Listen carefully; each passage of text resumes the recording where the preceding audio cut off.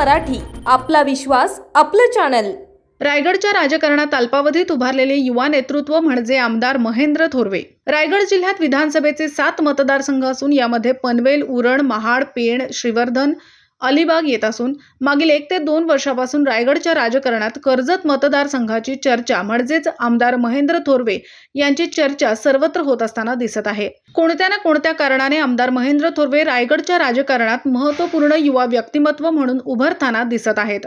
मागील टर्ममध्ये महेंद्र थोरवे यांनी आपल्या पहिल्या निवडणुकीत पराभव स्वीकारल्यावर यावेळी ते आमदार म्हणून विजयी झाल्यावर आपल्या कर्जत खालापूर मतदारसंघात अल्पावधीतच विकास कामांचा धडाका लावला असून अनेक विकास कामं त्यांनी मार्गी पण लावली आहेत। शिवसेना पक्षातून पहिल्यांदा निवडून आल्यावर त्यांनी मुख्यमंत्री एकनाथ शिंदे यांनी केलेल्या बंडामध्ये त्यांना साथ देऊन त्यांच्यासोबत जाऊन त्यांचे निकटवर्ती बनले आहेत। मंत्रिमंडळ विस्तारावेळी रायगडच्या पालकमंत्री म्हणून आदिती तटकरे यांच्या नावाला विरोध करून रायगडच्या राजकारणात ज्यांनी 2 ते 3 दशक आपले वर्चस्व राखले आहे असे खासदार सुनील तटकरे यांना त्यांनी आव्हान दिले होते। रायगड आणि महाराष्ट्रातील युती आणि आघाडीमधील मातब्बर नेते मंडळी या युवा नेतृत्वावर कोणत्या ना कोणत्या कारणांनी दिवसाआड टीकास्त्र करू लागली आहेत। येणाऱ्या निवडणुकीत काहीही करून आमदार महेंद्र थोरवे या उगवत्या युवा नेतृत्वाचा पराभव करण्यासाठी ही नेते मंडळी व्यूहरचना आखताना दिसत आहेत।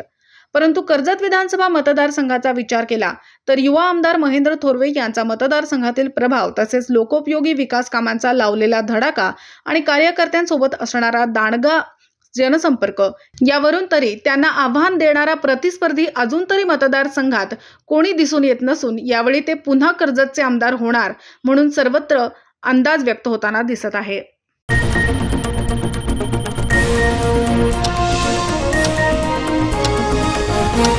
टुडे न्यूज मराठी, आपला विश्वास, आपलं चॅनल।